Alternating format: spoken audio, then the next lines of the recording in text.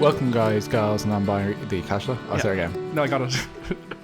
Welcome, guys, gals, and non-binary pals to this week's episode of Buffy Boys. Your week. Sorry, my mouth is full of spit. Welcome, guys, gals, and non-binary pals to this is going in the episode, isn't it? Oh, 100%. Welcome, guys, gals, and non-binary pals to this week's episode of Buffy Boys, your weekly review of Buffy the Vampire Slayer from a queer, literary, and feminist perspective. My name is Joel, one of your hosts, and with me as always is your other debonair co-host. Brian, hi, how's it going? Good to be home, good to be back, good to see you. Yeah. So Joel just back from Germany. Yesterday he went to visit his family who live in Germany.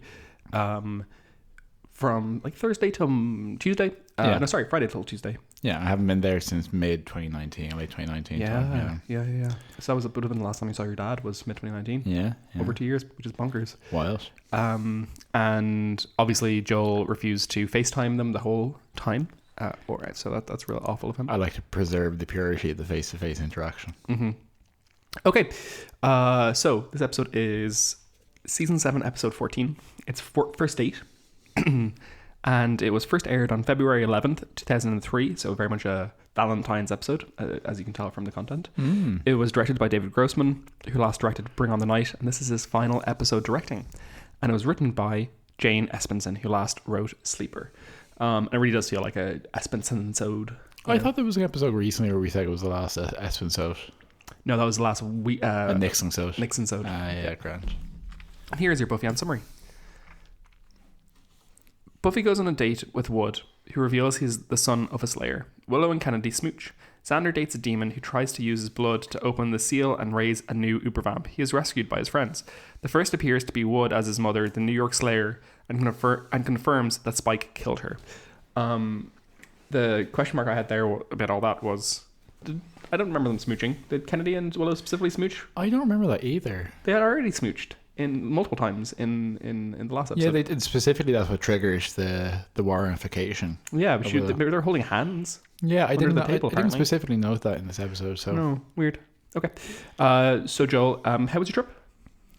Yeah, it was good. I do feel quite like dislocated in space and time because it's it's just odd to travel. It's odd to travel as well and have it eat into your week a little bit in the sense that like you it gives like, you know, if you're going to travel and it happens on a weekend or it finishes or ends on a weekend, you're kind of like, and now the week starts, but having some of the week already gone, I'm sure that's very odd.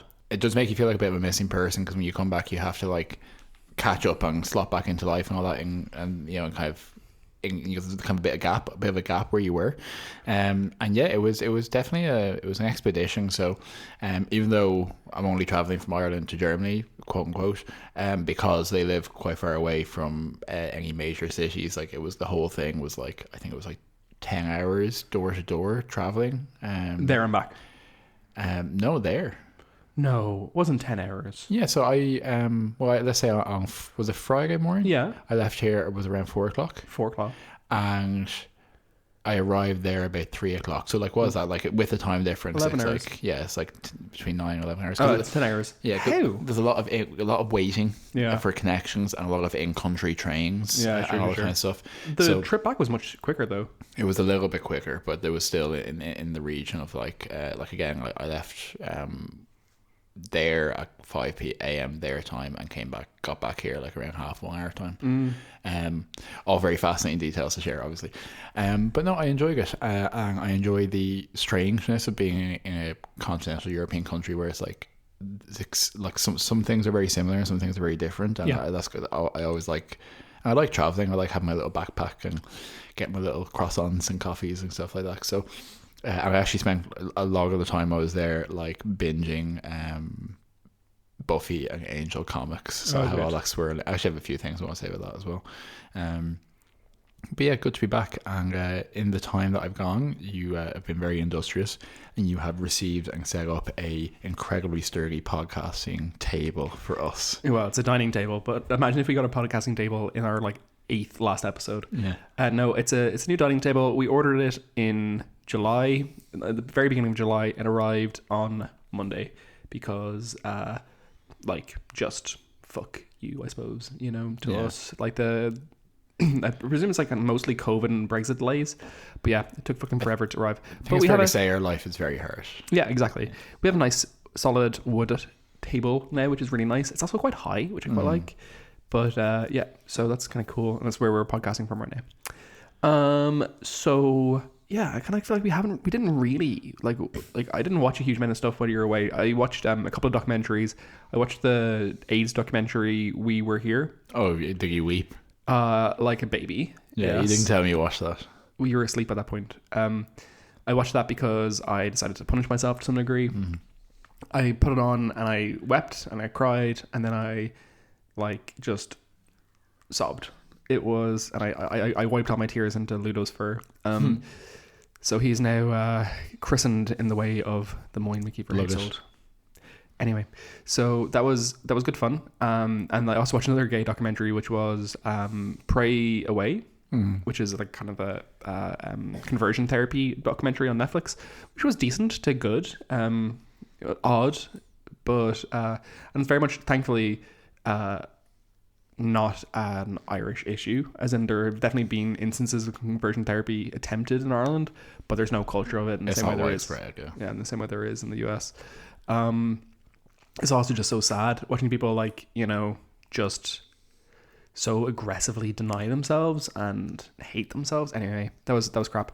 And otherwise, I watched a bunch. I started rewatching Hannibal season 1, which was really good fun and beautiful and very like. I mean, I always remember the dialogue being a bit wishy-washy. It's not. It's very like terse and very related to what's going on and very like impactful on the themes. If you get me. So like, I mean, Hannibal talking about Will and Will talking about Hannibal always is like very deep and very good. Anyway, it's one of the best TV shows. I fucking love it. Yeah, it's a weird thing that I think we probably now to some degree consider like a comfort show or like an enjoyable show to sit into, but also a text that I think broadly interpreting this was probably like one of those classic quite like straight male texts in many ways, the serial killer kind of, you know, pot boiler kind of thing, and obviously a massively queered and much more like inviting show Hannibal is, from the mind of Brian Fuller. Well, he queers most things he touches. He does, yeah. So strong recommend on that. I really hope they get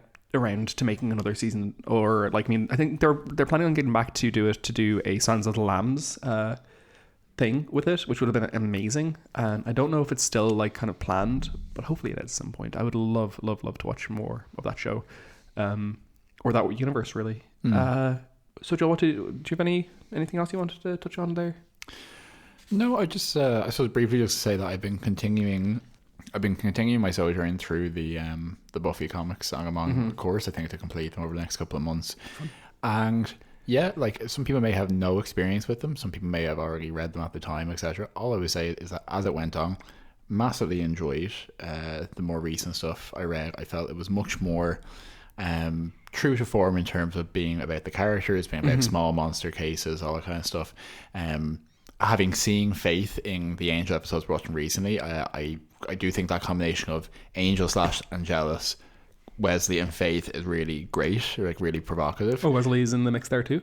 And I'm just saying, for example, in these episodes. And sure. That kind of vibe of Faith and Angel as kind of an alternative Slayer vampire combo continues in the Angel and Faith comic series, which is very specific kind of monster of the week, but also private detective vibes. And the Buffy stuff reads a lot more enjoyable and a lot less, as I was saying, kind of like cosmic. But specifically two things which I thought was interesting in the most recent arc I'm reading in season 10 of the comics is, I think, a quite measured and quite actual portrayal of Andrew coming out and him dealing with the fact that everyone seemed to know he was gay and he hadn't come to realize or put the pieces together himself, which is a thing that happens to people. They don't engage with that, and how he comes to realize that, and then just like a better integration with, like, you know, I took some screenshots on my share of the stuff like Angel saying, "Oh, congratulations, everyone knew this, right?" and that kind of stuff, where it's like just bringing all those elements together. Andrew going grinder, which is a weird thing to experience. But the other thing which I thought was most useful is there's a specific arc with Xander at various points getting very aggressive with Dong and very aggressive with people and getting angry over stuff, and he eventually goes to therapy, and there's a whole thing where a recurring underplot where he starts talking about the fact that he's always being angry and always being rude, basically, and that it's because of how in many ways because of the household he grew up in and how it's masking other stuff. So I just thought, like, in terms of like actually making Xander an engaging character in some way to watch again, therapy, actually talking about the fact that like that is textual, that he is difficult, did put some new life into it for me. So yeah, I've been enjoying it. I think it's colourful comic times.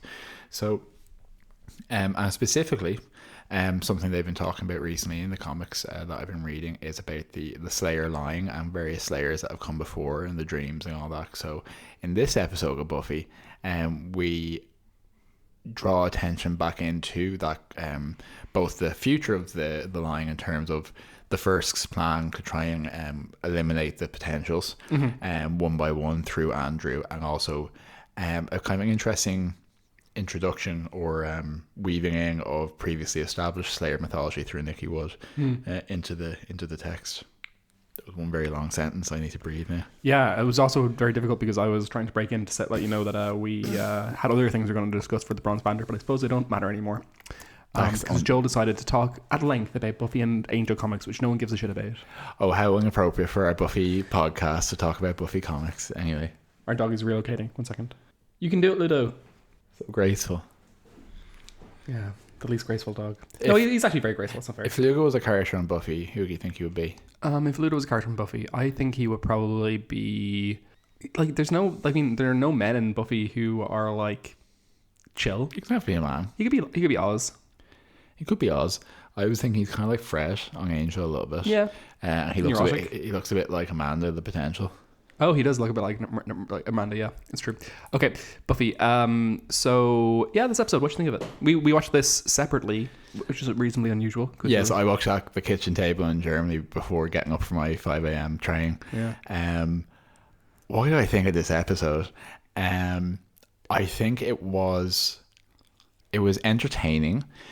I thought that I never think of season 7, for what I'm familiar with the season 7 and the War of the First. I never think of it having those domestic elements where they're just also living their lives to any degree while this is happening. Like, I kind of think of the whole season as a war zone. Yeah. So it's odd to see that kind of day-to-day stuff. I thought it did a good job of I actually think the voice that it gave Andrew and the characterization and all that, I remember I've said a couple of times in season 6, I was like, I don't know when I'll ever like Andrew, because he really isn't like earning that for me. But in these episodes, when I was starting to see how he fits into the pantheon of like whether he is worthy of redemption and all that kind of stuff, he is funny. Tom Lenk is funny. He's funny. I enjoy it.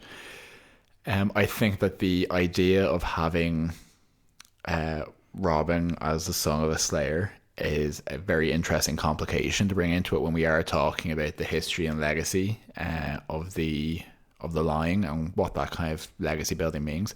I think the stuff with Ashanti is the most pointless stuff that has, I think, potentially ever been a plot on the show. Yeah, that was nonsense. It was funny though as well though. It is some of the emptiest calories. I actually disagree. So okay, here's my thoughts. So Mark Field writes that obviously Xander is Buffy's heart, is what we like, metaphorical heart, as we've learned in season 4, and the implication here is that Buffy, while her quotation marks first date is with Wood, the reality is that like the date is actually with Spike. You know, they're coming to see each other for the first time, really as actual people. He's a new person. He has no limitations in terms of he has a soul back. He has no chip, and he interrupts the date and very much just like is there. And the actual chemistry she has is very clearly with Spike, and the affection is very clearly with Spike.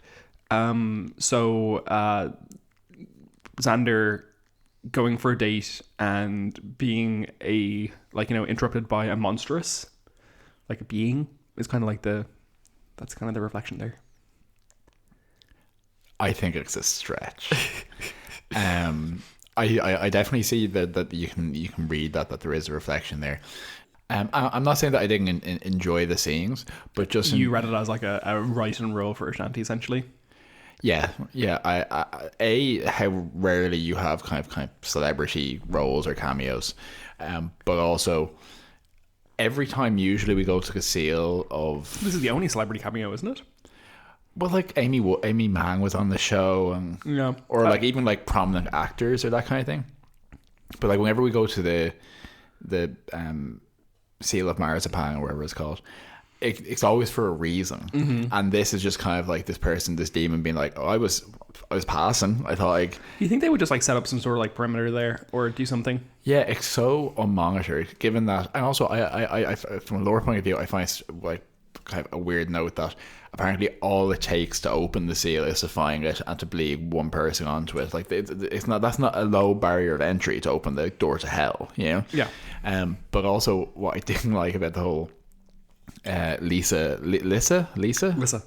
demon thing, I kind of enjoyed that when she was on the date with him. In retrospect, when you realize she is trying to lure him in, no wonder she is being this like idealized, completely like one-dimensional woman where she's like, I love power tools and I think you're right to be obsessed with your ex-girlfriend and she was wrong and all this kind of, like that's kind of funny. There's a succubus element to that. He is being shitty by like just his tone when he approaches her to some degree, being like, hey, I see you looking at some rope, presumably you don't know what the fuck you're doing. Do you? Yeah. And then also just talking about Anya so much. But what I thought was egregious to me about the demon thing was you get almost zero indication through any of her scenes that she's a demon. She gets slightly yellow eyes at the end, and when Buffy does kill her, for about 4 frames she morphs back into a hideous demon, which seemed to have actually quite cool character design. Okay, so here's my notes. We did watch this separately. We weren't texting. The demon she turns into is a little too cool to not focus on at all. Yeah, exactly. Yeah, and the idea that as a demon she just knows something is coming and she wants to like basically buy some credit with the first, it's so, look, it's not, it doesn't hurt anyone, but it's so flimsy as a compared to the other parts of the episode which are about Spike and Buffy and which are about kind of, I think more and more I think again because I've been thinking about this more as it's expanding on in the comics, but the question of so how Andrew can be redeemed when he kind of doesn't have the fast track of being super powered or necessarily a very good person, just kind of like a normal person who like makes some terrible choices and is like kind of immature. I find that more interesting, and then the demon stuff is kind of slightly separate. So some quick facts for you about Ashanti. Ashanti, if you don't know, you almost certainly do, is a very famous musician, mostly R&B, I would say, though I am no expert in R&B, actually, specifically. I think it's fair to say you're not an R&B expert. Yeah.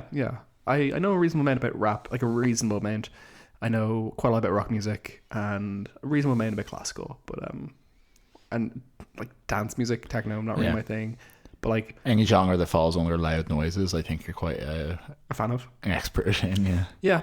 So, but her single "Foolish" is kind of the one I would have known before, or like just generally.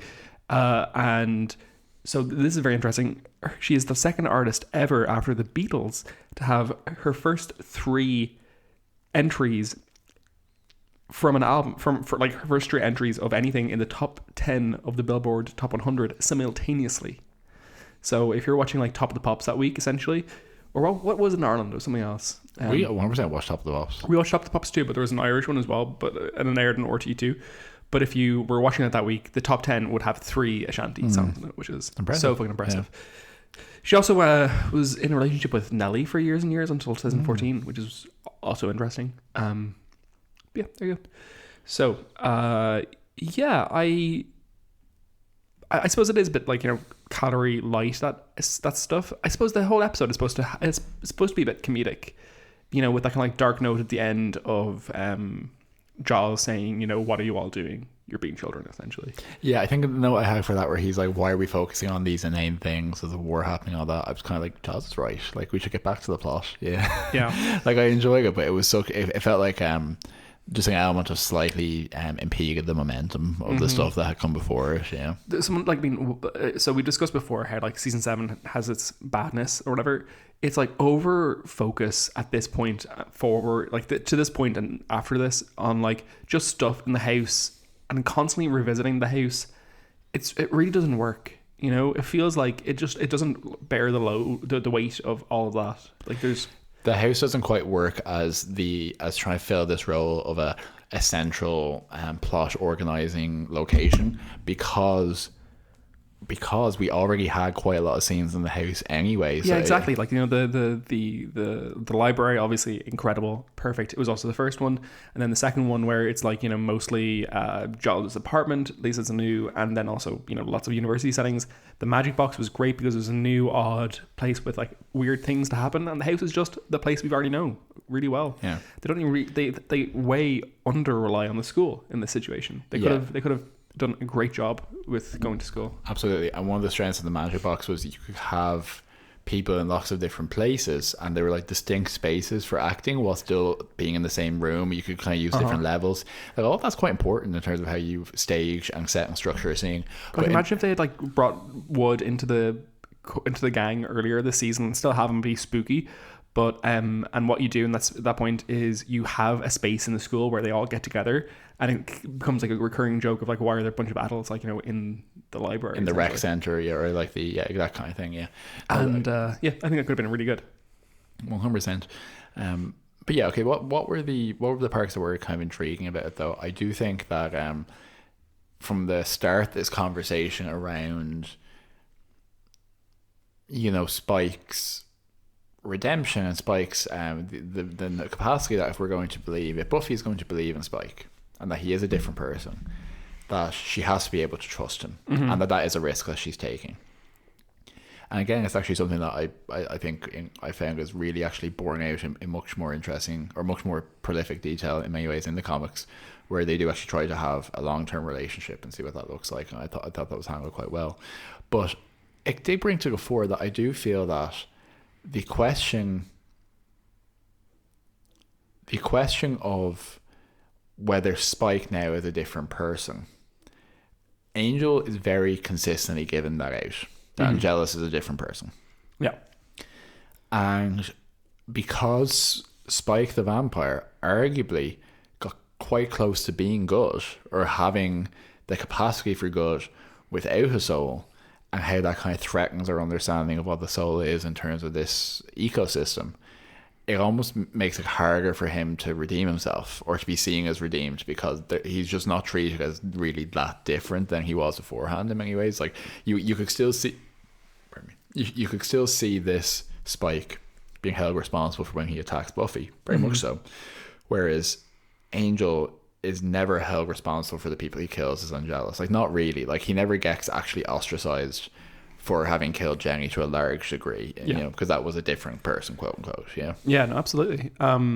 It's a funny one, and it's because it's because the writers have done a bad job with Spike over the years, like, just by making him like this ambiguous, like treating him so ambiguously up until he got the soul, of like, oh, you know, he's actually becoming an actual person even though he's a vampire and has no soul. It's like, well then, you know, what does adding a soul do? What's with the chip? All this stuff. It's just they wanted it in every which way, which we've spoken about extensively. Oh, and something I actually wanted to add to that, which I thought specifically, actually, now I come back to it, was one of the things that prompted me to actually start to weave in some of my conversation around the comics. Which you'll be surprised to hear this. Let me tell you this, right? Okay. There was an arc in season 10 where Buffy and Spike together are investigating a series of women who have been attacked by something supernatural. Is it Spike? No, it's not. Where it's connected to a shelter that supports domestic abuse survivors and sexual assault survivors, right? A women's shelter in New York, and specifically that the director of that shelter is a survivor herself and has been attacked again by this supernatural thing, which turns out to be an incubus. Oh, cool. And in that, they have various conversations where Buffy is talking to her, talking about the work that they do, how they empower and give women back strength. They're in a relationship at this point, Spike and Buffy, but at one point he approaches her in the shower to like get in the shower before the hot water goes, and she reflexively attacks him because the arc is called Triggers. Yeah, and they talk about how even though she does trust him, it brings stuff back, etc. And then the incubus is like this horrible misogynist, and they kill him. And it was handled really well. There was like, I was so wary going into it. Yeah. But they obviously said, like, it wasn't a glancing references. This was the whole story was about sexual assault, essentially. And it just was right. It was like it was on the money. There was nothing that ran kind of like inappropriate, and I think it had some interesting things to say through the lens of Buffy. And what made me think is this is the kind of thing they were trying to do with including that, or could have done. And it was just nice that like eventually they're like, no, we're gonna come back and grasp the nettle on this and kind of do it properly. Anyway, I just wanted to throw that out there. Still a sad thought, which is that like I don't think at any point during this season that Dawn ever talks to Spike again or interacts with him warmly, which is appropriate, like entirely appropriate. But it's never something, not something I've ever noted before, because they have such a strong connection up until like the end of season 6, and she just completely disavows him. Yeah, sad. That relationship with Dawn and Spike pre all of that, it's such a good dynamic. Yeah, so it's unfortunate that's kind of how it worked out. So other things about this episode, the one of the significant parts is so essentially Andrew is visited by Jonathan as the first, who is not Jonathan. Yeah, the first as Jonathan. Yeah, the first as Jonathan, who also very important to bear in mind their first dates. The first wordplay. Yeah. So Jonathan, who basically says to him, like, tries to persuade him to do the first spitting again, and in a really nice twist, this is all Andrew manipulating the first and recording him bizarrely. Like, I'm not even sure how you can. I don't think that's something you can record, but whatever. Recording the first, and well, that was the thing. They were trying to see if they could record the first, yeah, and they weren't able to, but they were able to record Andrew's reactions. Yeah. Oh, yeah. I didn't remember that. That's cool. And then it's Willow and Kennedy and stuff, and it's revealed that they're all recording him, and the first then appears to them as a really gross Jonathan, bloodied and missing an eye and stuff, and basically just threatens them. Yeah, I actually quite like that, because again, I was kind of, because I don't remember this. I was expecting him to like have to like wrestle with and maybe do some bad choices and all that kind of stuff. I like that they didn't show this to the audience at all. So it's a surprise to us when he is actually, because when Jonathan when for the first says, "Are you wearing a wire?" and he actually is, I was surprised. I like them being proactive with it. I thought the first was specifically quite threatening in a way maybe it hasn't been a little bit. It's actually menacing, and he says something. The first says something as Jonathan, where it's you think you can trick me, women, so many girls, so many dead girls there are going to be. And again, interestingly, there's a lot of misogyny in the first, and a lot of specific anger against the fact that the Slayer is like allowing women countermanding it, which I don't recall from the themes, which I think is obviously so salient to it. Well, and it's also obviously very tied into how Caleb will speak later on in the season. So the episode with Caleb where he kills some of the potentials is called Dead Girls. So there you go. And very much his whole shtick is like that kind of misogynistic hatred. It's an interesting one for sure. How did you feel about the like interactions between Buffy and Robin Wood on their date? So I think Davy Bugside is a very engaging actor to watch. Yes, very pretty. Very pretty. I think that I'm always slightly wary of this character, whatever I might tweet about Jesus Christ, but the idea of like the male vampire hunter being like an interesting thing to bring into this. I think that I don't know that they necessarily have any chemistry. No. As such, but I do think this kind of fascinating, unpackable thing about the fact that he is on a date with a woman who, metaphysically speaking, is kind of his mother. Yes. Do you mean like as much as the Slayer is like this? If nothing else for him, the Slayer has like if you were to take a softer, more real world version of this, imagine if your mother was the principal of a school, right? Yeah. When you're growing up, and then when you're older, you date the woman who is currently the principal of that school. Like even that in a soft version would be slightly. This is like something to unpack here. Yeah, it's slightly off. But with the Slayer, it actually, literally, metaphysically, there is an element of them that is shared. So, I thought that was kind of interesting. I think that I'm so curious about why they decided to bring this character in. Because usually with a character you can see what narrative, thematic purpose that they serve, but I can't imagine a brainstorming session which will come up with, let's have a new principal who turns out to be the son of Nicky Wood. No, it's very, very odd. The one thing I did feel is in knowing that, I think we're pretty clear that this is his actual motivation, that he wants to be here for the fight that's coming, and he feels like he has to be part of it, and he wants to potentially find the vampire killed his mother and all that kind of stuff. That is his actual motivation, right? That Yeah. he is drawn here because he knows something big is coming. I feel like knowing that, it doesn't necessarily link together all of his previous behaviors in the season. No, absolutely not. It doesn't. It's very inexplicable. Yeah. Like, I mean, and just like his like he knew that Buffy was the Slayer the whole time, and the way he reacted. Oh, Booker. Sorry, Booker walked directly across. It's all fine. So He walked directly across the recording controls. Yeah, he walked directly across my keyboard. So it doesn't make any sense. I mean, like, you know, his reaction to everything. He knows Buffy's a Slayer, and what is it he says? He didn't want to tell her yet because he wasn't ready, but now he doesn't have a choice. He wasn't ready to tell her, so he just like buried some bodies and potentially left that charm around to cause the people in the first episode, and like has like bloody daggers and stuff, and it's like, dude. Oh yeah, no, I did think in his office when she's investigating, there's no material need for him to have a wall of daggers behind his like accountancy books. There, he could just keep them somewhere else. Yeah, like he doesn't need a display board of them.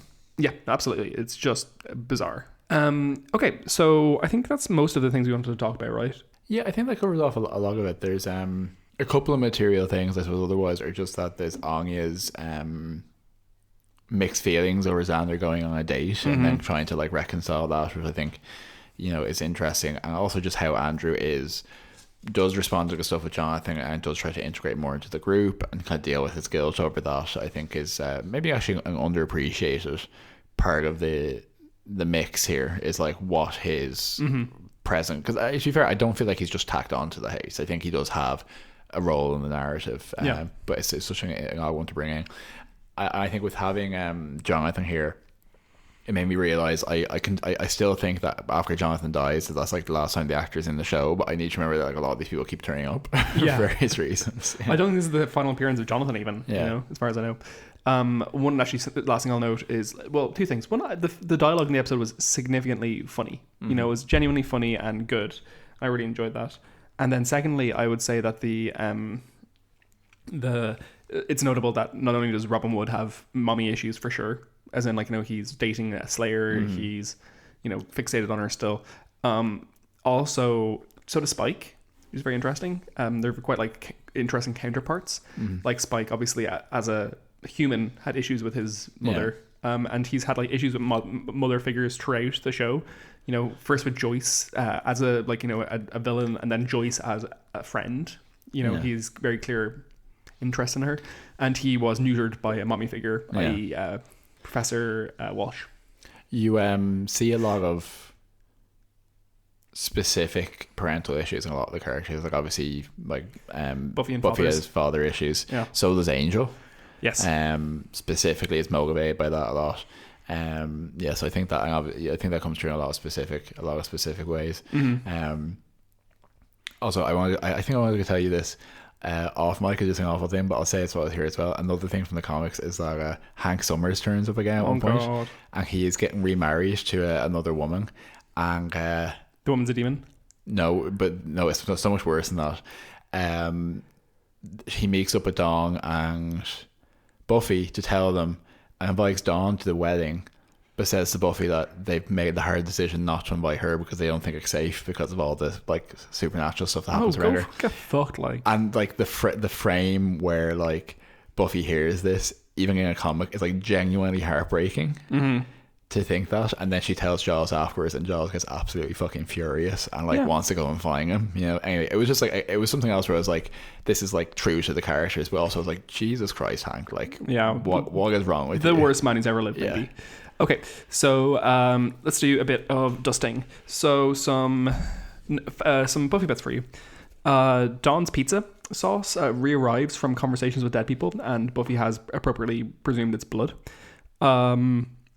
There's a gravestone in the graveyard with Snyder on it, which presumably is a shout out. It has to be.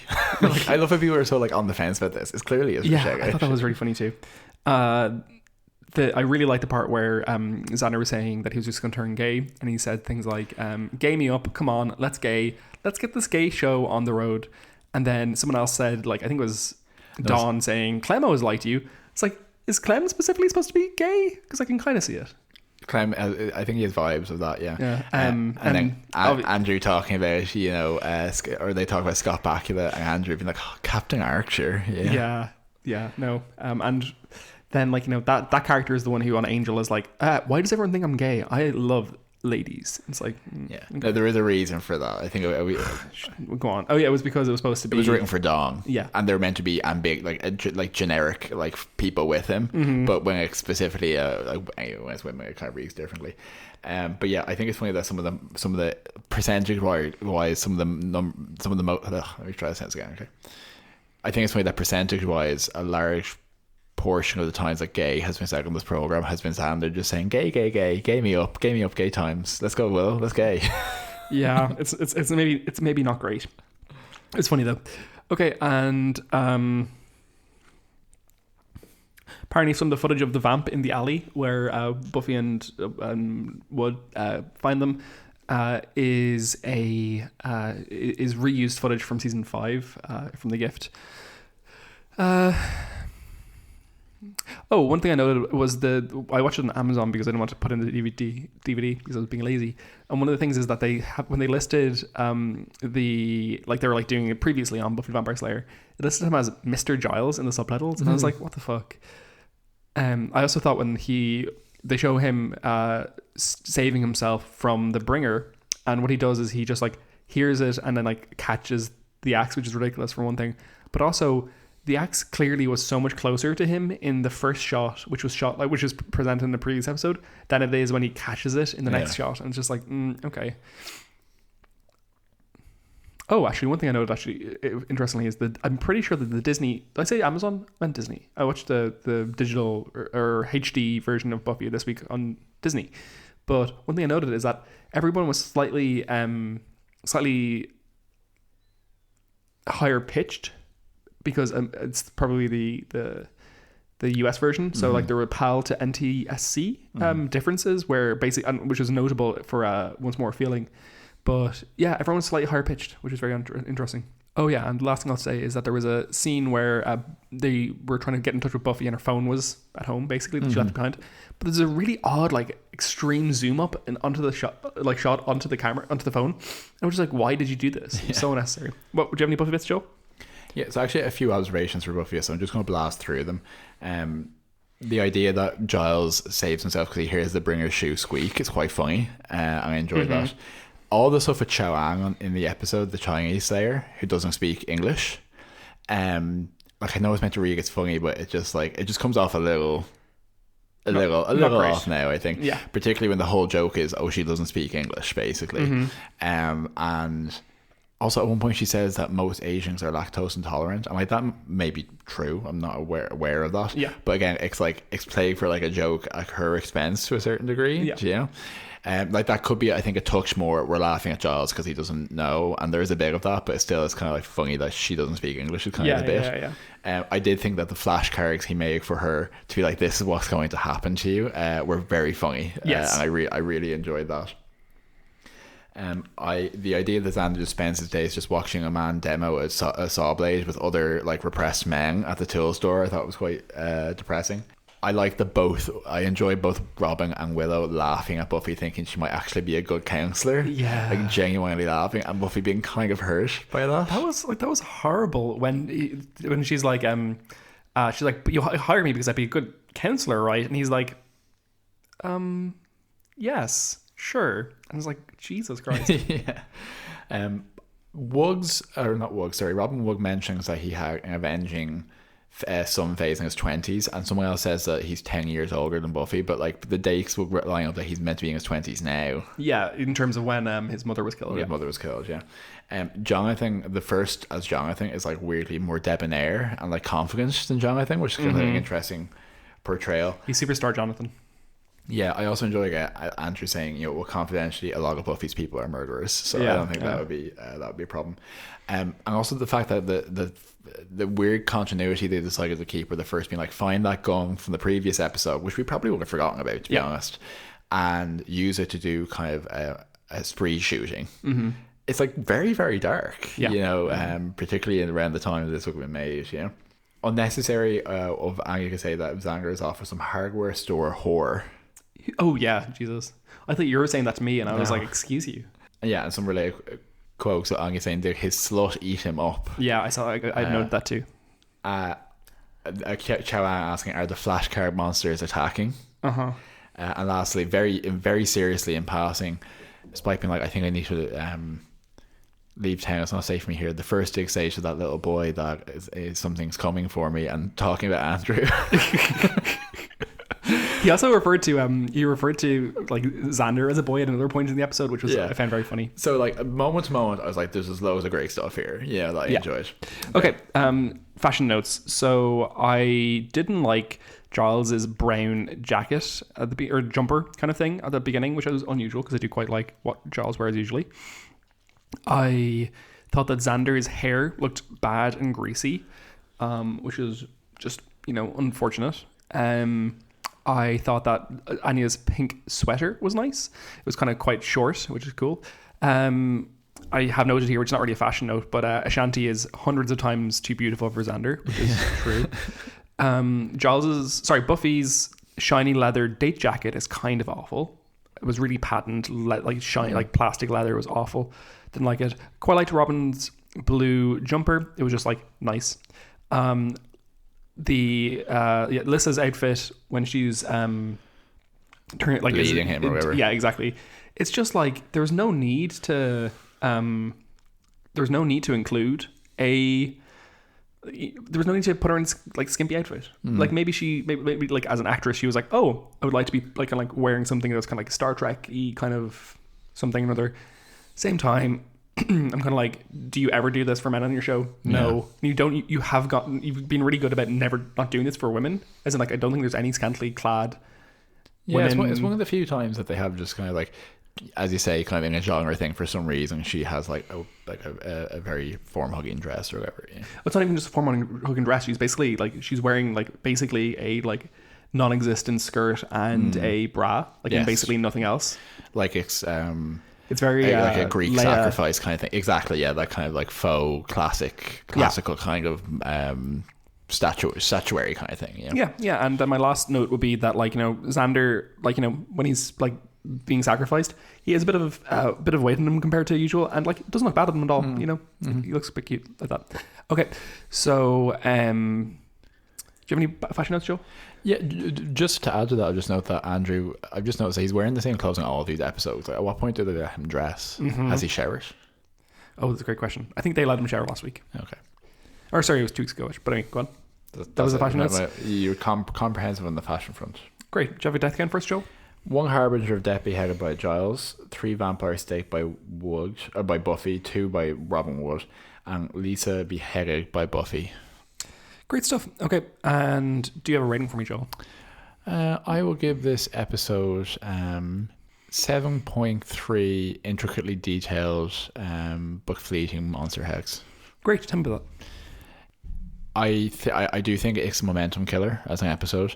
I do think some of it is real fluffy and doesn't really add much. But I think that the overall writing, the comedic elements of it, and some of the lore ags is both engaging and interesting and entertaining, but just like a bit uneven for me. It actually felt like, I don't know, kind of felt like season 7 in a nutshell, this episode. Kind of like bits of the first, funny bits, some domestic bits, up bits, points you don't understand, but let's just keep moving. And a character you like being unnecessarily aggressive, i.e. Giles in this instance. Yep. And one thing I'll say, so I'd probably give this episode 7.7 frisky vixens out of 10. That's difficult to say. I would say that definitely there's fluff to it and silliness, but I quite liked the dialogue for it. I found it was genuinely good humor. I definitely had a lot of fun watching it. It didn't feel dragged to me. The stuff is developing is quite interesting, specifically the Robin Wood stuff. I think that's a good storyline personally. I think it's an interesting direction for the story to go, though, even though it doesn't really pay off. In some ways I'm kind of like, what are you doing with your final episodes of the show? You could be doing so much more, and I wish they would be doing more. But one thing though I will note is that Buffy's characterization in this episode is really good. As in, like, she was much more enjoyable in this episode than she has been in like previous command mode Buffy episodes. She's just silly and fun and good, enjoyable. I liked her in this, which is good. Okay, should we move on to the dusting? Sorry, the Cordelia chase. Yeah, so over in the Cordelia chase, still looking for Cordelia, haven't found her. This is Release. It's a continuation of the Angelus is freed arc. I believe, if I'm not mistaken, next week is Orpheus, and I think Willow comes to town and we close off that arc. So I won't dwell on this episode too long, because actually I didn't realize before before revisiting this season how much this arc with Angelus is kind of one continuous plot in many ways. Through like basically half the season. Yeah. So I will actually say that for season 4, it's raised in my estimation because I think the Angelus stuff is good. Yeah. And the amount of fate in it is strong. And as I said before, I was trying to think like what happens for the second half of this season once the beast is taken care of. The Angel and Faith stuff is much, much more engaging. So I thoroughly enjoyed a lot of this episode as a little window into a world where there is a Wesley and Faith spin-off. Yeah. You know, I thought that the dynamic between Faith trying to be essentially, how would Faith behave if she was the active Slayer, which is something we revisit obviously in season 7. Yeah. Rather than a loose cannon. How does her redemption interact with Angelus's or Angels? What lengths is Wesley pushing her to? Is that necessary? How does he think about his own, how much she's a reminder in this episode of his own fall from like the path he had in life? All of that is really good. I think that the scenes with Eliza Dushku and her frustration and trying to in deal the shower with specifically. in the shower specifically. I was just like, Eliza Dushku's great. Yeah, it's like that's all really good. And while there's how bizarre is it that she appears in so little of this show? Yeah, I know.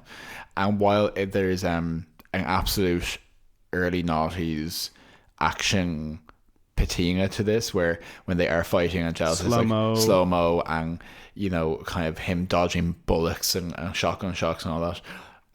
With taking that into account, when they are fighting him, I quite like those fight scenes because it's like you really get a sense of why there's this feeling that if you try to go up against Angelus, you're taking your life into your hands. Yeah. And the way that he infiltrates and comes in, intimidates Fred, and whenever you think you're making a plan to go find him, he's actually behind you. Yeah, like I think it was a really good show of a really good effort maintaining this menace of why Angelus is one of the most dangerous vampires that has ever lived. Yeah.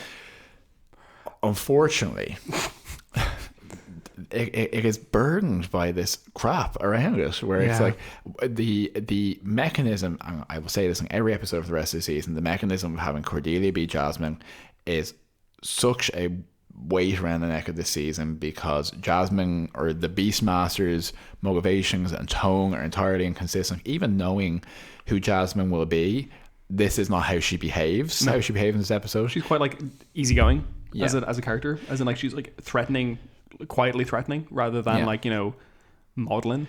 And she it requires Charisma Carpenter's acting to be so flat and because it could be anyone delivering that dialogue. Yeah. And there's this whole convention in this episode, I think solely, or at least very few episodes, where Angelus can hear Cordelia's voice, but it's being masked as the person who's controlling the beast. So it's a man's voice, and it's actually someone who's done voiceover work for like Assassin's Creed. He was like the main villain in Assassin's Creed. But there's a slight element of like, oh, isn't it so funny that a man is calling him sweetie? Yes. And using traditionally kind of feminine terms of affection, and Cordelia's kind of tone filtered through this man's voice. Don't worry, Angelus, sweetie, etc. It's like, that's weird. And that's weird. I don't know. It just lands really oddly. And then we're meant to care about the fact that Fred and Gung are having conflicted feelings and kissing each other. And again, I really don't care about that at all. Yeah. But this episode ends with a great fight scene between Wesley, Faith, and Angelus, which is up there with any of the great kind of like hard to watch like fight scenes like Game of Thrones and that kind of stuff, where it's like, look, you're at least doing this where I feel the stakes and danger and all that kind of stuff. And at the end of it, he bikes her, which it turns out is actually her plan. I don't know if you remember that. Yeah, she's poisoned herself, and they both go into a coma. Yeah, exactly. Faith fucking loves those comas. She does love to coma. So I'd say with that, I probably bring this. I heard she's more of a Gone Home fan. With that, I probably bring this episode down to... Here's just what I did. It was pretty funny. You're making a reference to the game Tacoma, which is from the same developer as the people who made Gone Home. And I was also implying that Faith is quite queer. Yeah, so it's a joke entirely for me. Thank you. You're welcome. Maybe a 7 fail feminist gestures. Because I think that you start high, and then when I think about the stuff that, or the Conger stuff and all that, it just kind of brings it down. You start and then you basically deduct points for me. Yeah. So I'm going to go for an 8 feminist gesture, and I was thinking a reasonably strong 8. So my thought here is like that so the Cordelia stuff is shit. The Connor stuff is total shit. Like, he's at one point thinks he's a vampire, or like he's like, am I a monster, because he gets the demon stuff works on him, and it's like him trying to make the bumpy face is actually quite funny. It's one of the few funny things he does. Yeah, I find it annoying. I actually don't like Wesley's characterization at this point, where he's just like he's not mercenary, sad, and like world weary. He's just like, I'll do anything for the plot, you know. Like his interactions with Faith, where he's like, oh, you tortured the shit out of me and I don't have any human reaction to that, is bonkers. Yeah, he also stabbed a woman. That was just a woman in the shoulder. But he stabs a woman in the shoulder, and he's right that she has more information for him. That doesn't make it okay. Yeah. But it's an interesting one. I loved Faith. But yeah, so I and like Gunn and Fred, like, who? You know, what do they even do in this episode? Anyway, it's just so funny that they're doing their own thing in this season, and it's like, what? Anyway, so the Angelus arc takes 6 episodes in this season, and as a mini arc within this, I think it's a very strong mini arc, and it's a nice distraction from the core season stuff. But yeah, I'm I'm gonna be glad to have it over, but then I'm gonna miss it after it's gone, because the episodes after that are just Jasmine nonsense. Yeah, and thankfully then we have Goofy season 5 to look forward to. Yeah, like looking back, like a mini arc where Angel loses his soul to try to like save the world, and Faith has to like find him again. That's actually a great idea in there. It's just it's covered. You have to uncover it under all the other garbage. Exactly. Yeah. Okay. So 8 fail feminist gesture. You happy to leave it there? Yeah, absolutely. So thanks. We didn't agree on that, but you gave it 8. You kind of said that like it was the overall score. No, I was repeating my score. Okay. Thanks everyone for joining us. We hope you're well. We hope you enjoyed this episode. Great to have you with us. We haven't said this in a while, but if you do have anything you want to tell us or anything you want to share, we're at Buffy Boys Cast at gmail.com. And you can also follow us on all your favorite socials, most of which are at Buffy Boys, except for Instagram, which I think is at Buffy_boys. Oh, is it? Yeah, because I'm still hunting down whoever has the at Buffy Boys handle on that day. One of these days. Is it late for that now at this point? No, never too late. Doesn't Buffy teach you that? Never give up. So if you have anything you'd like to share, we always love to hear from people who are listening, so who's out there. That would be great. Otherwise, if you enjoyed this episode, generally, please let us know. Tell your friends. Tell the R&B superstars cameoing in your life. And we will see you next time, right here on Buffy Boys. Buffy Boys. Goodbye. See ya.